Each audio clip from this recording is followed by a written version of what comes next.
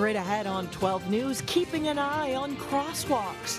What makes some more dangerous than others? Then, a school in Golden Valley digs deeper into the 2016 presidential election.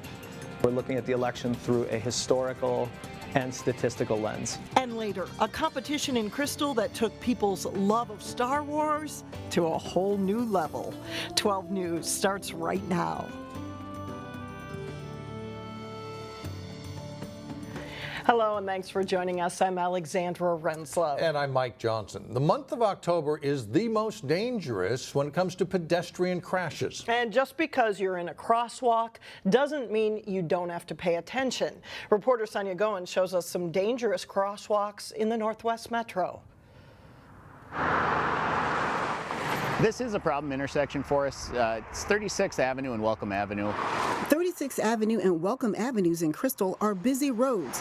Vehicles zoom by, often going faster than the posted 30-mile-per-hour speed limit. Highway 100 is nearby. There's also a dog park and school in the area. Trying to cross the street can be challenging. I've even crossed here in uniform and in a reflective vest before and had cars not stop for me. This man walking his dog was in the crosswalk, and you can see the blue car didn't even stop. Our cameras were rolling again when a pedestrian was in the crosswalk. The first car didn't stop, and the second vehicle sped away before the man was out of the crosswalk. Crystal police say another problem area is at Fairview Avenue and Douglas Drive. We have a lot of kids crossing there to go to the skate park and to the pool, and we have a significant problem with people not stopping. And over in Robbinsdale, this is a bad spot. 36th and Bottineau Boulevard. Despite numerous traffic signals, some motorists just won't stop for pedestrians. My best advice for anyone trying to cross over Bottineau or County Road 81 is just go with the traffic lights and make sure that they have the walk signal. Robbinsdale police are also monitoring 42nd and Regent Avenues. It's a busy street with crosswalk signs. Unfortunately, people just aren't paying attention to the pedestrians that are there, and they're not allowing them to the right of way. Sonia Goins, 12 News. State law requires drivers to stop at a crosswalk or even at an intersection with no marked crosswalk for pedestrians. A federal grant could help Brooklyn Park Police use the latest body camera technology. The City Council will vote whether to accept a $50,000 grant from the U.S. Department of Justice. To receive the money, the city must also pitch in $50,000, which would come from existing capital equipment funds. The police department wants to purchase new body cameras because they are easier to use. Body cameras are seen as a way to improve transparency. Breck School in Golden Valley is trying something new to help students learn about elections. It is teaching a course called American Elections, focusing specifically on this year's presidential race. Eric Nelson goes in the classroom for a lesson. In your life, right, we have had very polarizing presidents. This is the first year of the American Elections course at Breck, and it's already become a popular class. Our average class size is about 18 to 20, and we have 32 in here, and we had another 16 that wanted to take it that we literally couldn't fit into the class. These students have plenty of talking points, mostly fueled by the constant acrimony between Donald Trump and Hillary Clinton. It's disheartening to see that they are so immature about it. I think, honestly, some of the kids in our class honestly have better conversations than the candidates do. When you turn on television right now, and you turn on CNN or MSNBC or Fox, it's people yelling at one another, and nothing gets discussed that is that's useful. The students are looking at the 2016 election through a historical and statistical lens. Each is assigned their own website to study. We have 32 students with websites that veer way left, way right. We have international sites. We have moderate sites. You're kind of pushed to see the other side while also just listening to everyone else's actual beliefs, not even based off of their website. The students also learn how polls are conducted. We ground the students in understanding of the normal model, what a random sample looks like, what bias in sampling looks like. When you boil it all down, the goal is to create informed future voters. There are obviously pros and cons to both candidates, but in my opinion, I feel like now at least that I have my own stance and I can actually understand what both candidates are saying. In Golden Valley, I'm Eric Nelson, Channel 12 News. saying that it shouldn't be going on. Plans are in the works to redevelop a vacant department store in Brooklyn Center. The City Council will meet tonight to discuss plans for the former Kohl's property. The developer hopes to turn the property into 3 separate lots and add a new multi-tenant commercial building. The developer also wants to repurpose the empty Kohl's building into self-storage units. Kohl's left Brooklyn Center in 2014 to move to a location in Plymouth. One of the largest coffee and donut chains is looking for a few good employees in New Hope. Construction is nearly complete on the new Dunkin Donuts shop near 42nd and Winnetka. The contractor on site says the goal is to have the store open by December 7th. In the meantime, Dunkin Donuts is looking to hire shift leaders, a general manager, and crew members. Still ahead in Business Matters, how companies are trying to attract diverse workforces. And later in sports, a look ahead to this week's section volleyball playoffs. But first, turning cooler on Tuesday with the chance for rain. We'll be right back.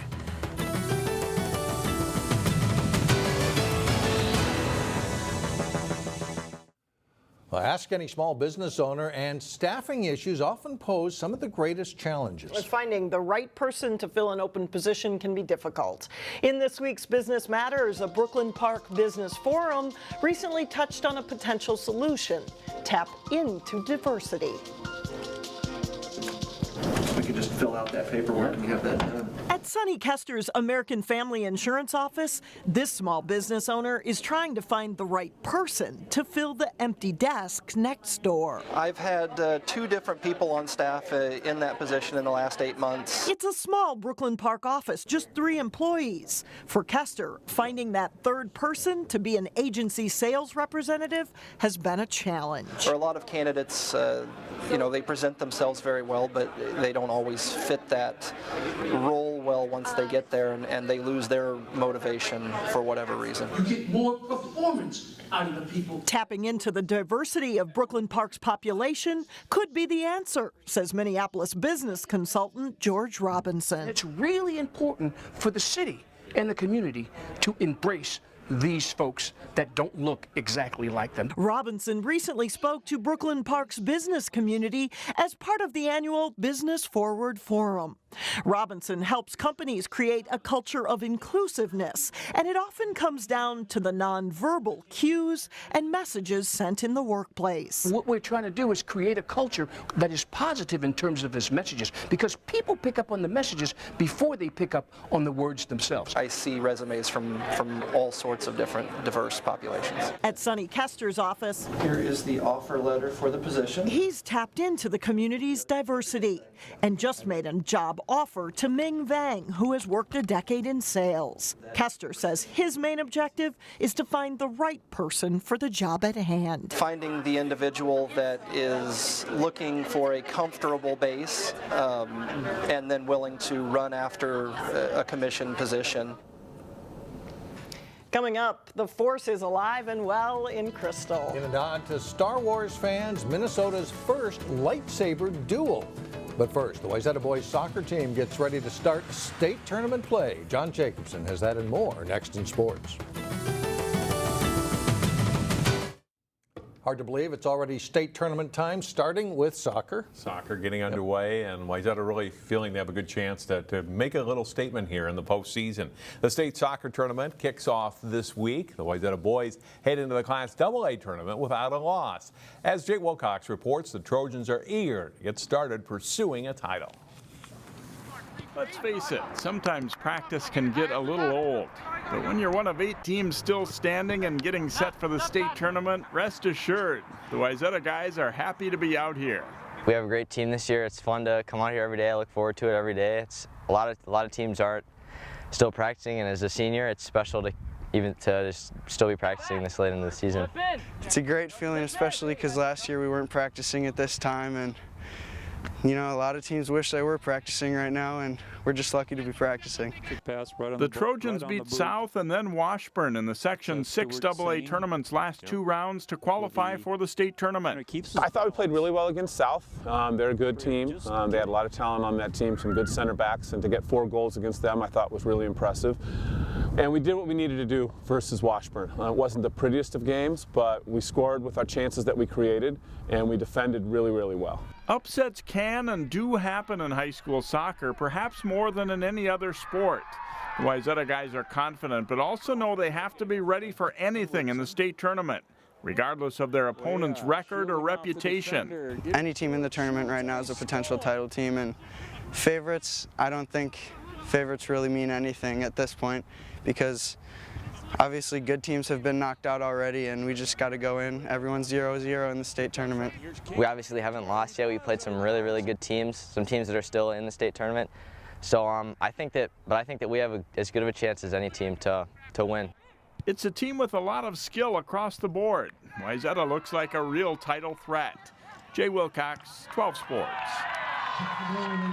Second seed Wayzata takes on Owatonna in the quarterfinals Tuesday at 5:30. A good travel situation with the game at Benilde St. Margaret's High School. The state soccer quarterfinals in Class A and AA will play out Tuesday through Thursday this week. All games are on turf fields now. We asked Tim Layton from the Minnesota State High School League about that.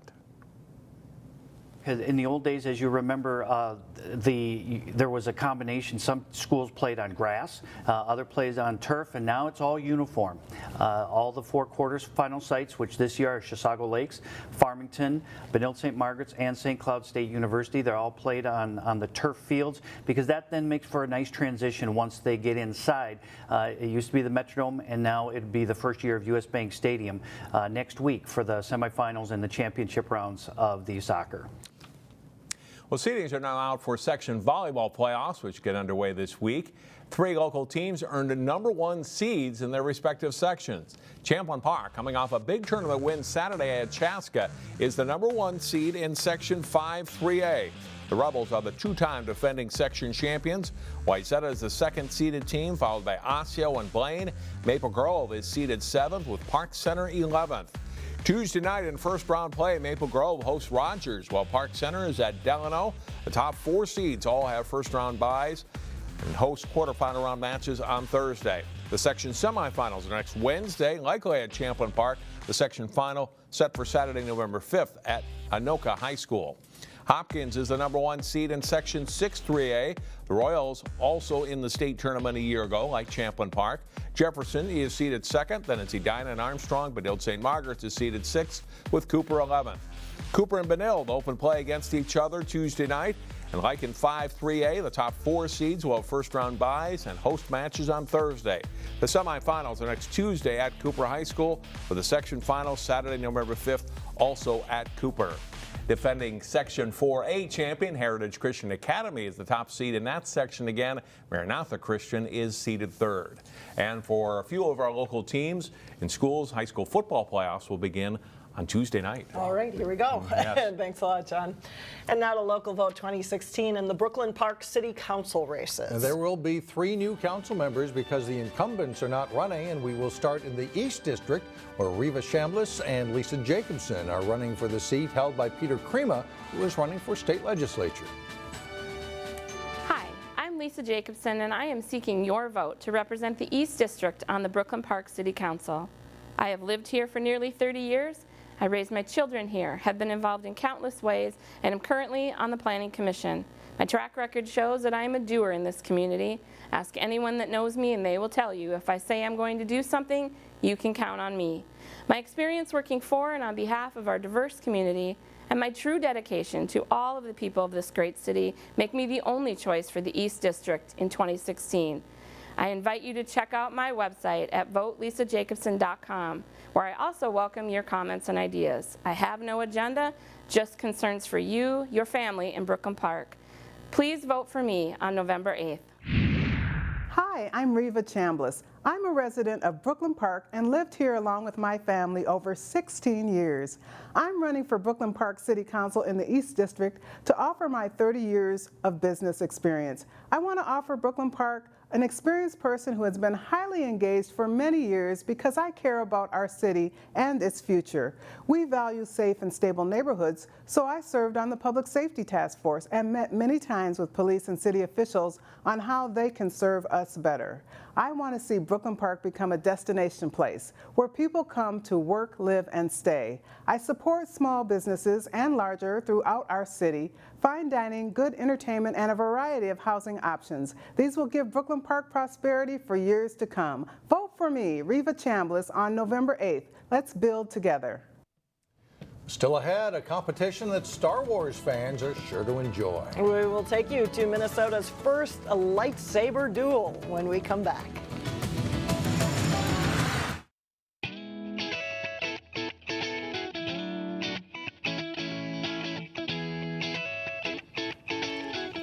And finally, let us introduce you to a few people who have taken their love of Star Wars to a whole new level. Yeah, Saturday night in Crystal, it was a Minnesota first, a lightsaber duel. Photojournalist Dustin Scholl captured the competition.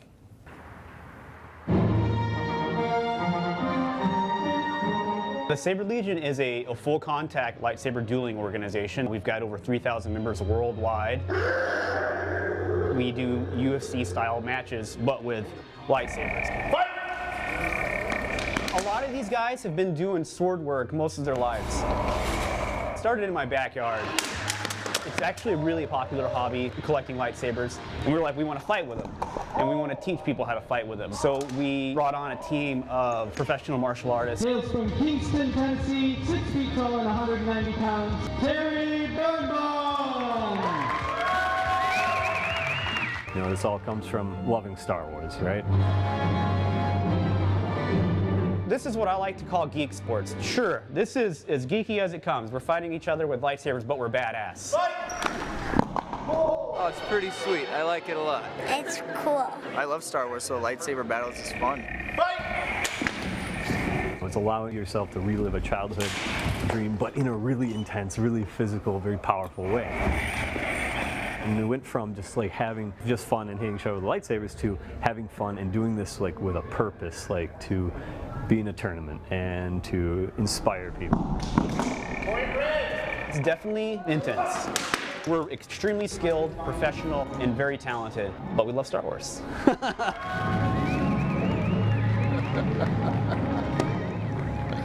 The Lightsaber Legion Club is an international organization which hopes to make the contest in Minnesota an annual event. Full contact lightsaber duels. Intense. Full contact. I think they're just getting started. They draw you in, Yeah, I think they got a ways to go. They're just getting started. That's all the news for now. Thanks for joining us, everyone. We will see you back here again on Tuesday starting at 4 o'clock.